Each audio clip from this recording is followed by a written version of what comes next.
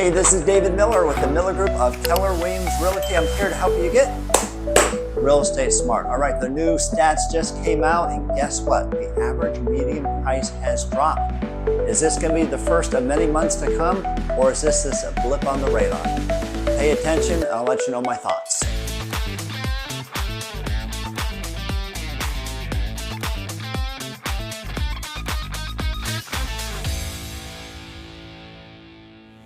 All right, let's start with inventory like I always do. For the fourth month in a row, inventory has dropped. Now it's dropped 2%, and it's nothing crazy. Out of all 4 months, inventory is only about 600 homes lower than it was before. And right now there's about 13,000 homes on the market. So that's nothing drastic, nothing to get crazy about. And if you compare it to last year, inventory is up actually 15%. So what's going on here? Well, new listings are down. Now, they're going to be down in August versus July because school starts and less people have their houses on the market. So there's definitely some seasonality. But if you do compare that to the same time last year, it's actually down 13%. So there are less people that are putting their houses on the market. And the other thing we talked about before is delistings. These are people that had their house on the market during the summertime. They were trying to get a price. They weren't able to get it. They probably don't have a high level of motivation, and because of that, they took their house off the market and they might be saying, I'm going to try again next year.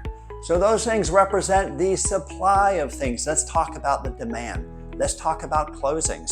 So closings are actually down 10% versus July.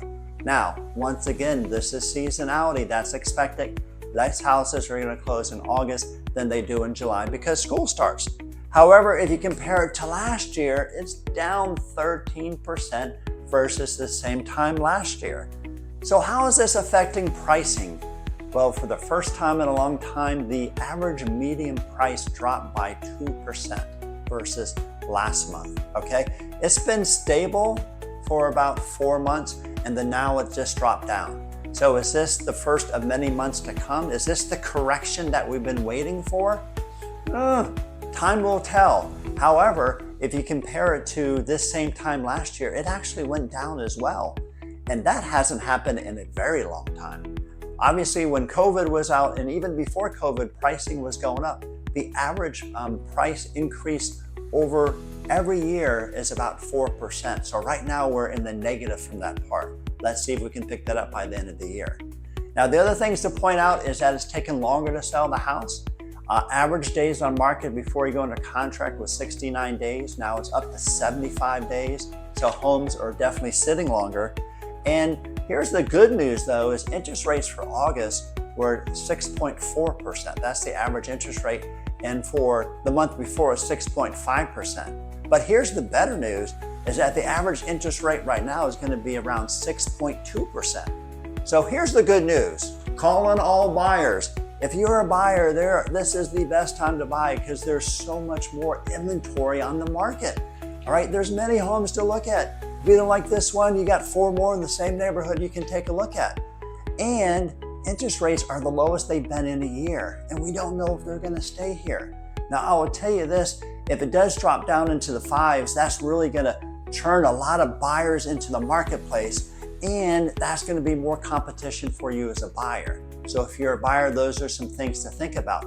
If you're a seller, and if you're just putting your house on the market because you want to try to get a price, this is not the good time to do that. The market is not going to support that. You need to make sure that you price it effectively. Doesn't mean you have to give your house away, but you price it effectively. And if you do that, have it in top showing condition and have the right realtor to give you the proper exposure and the marketing, your house is going to sell at no problem.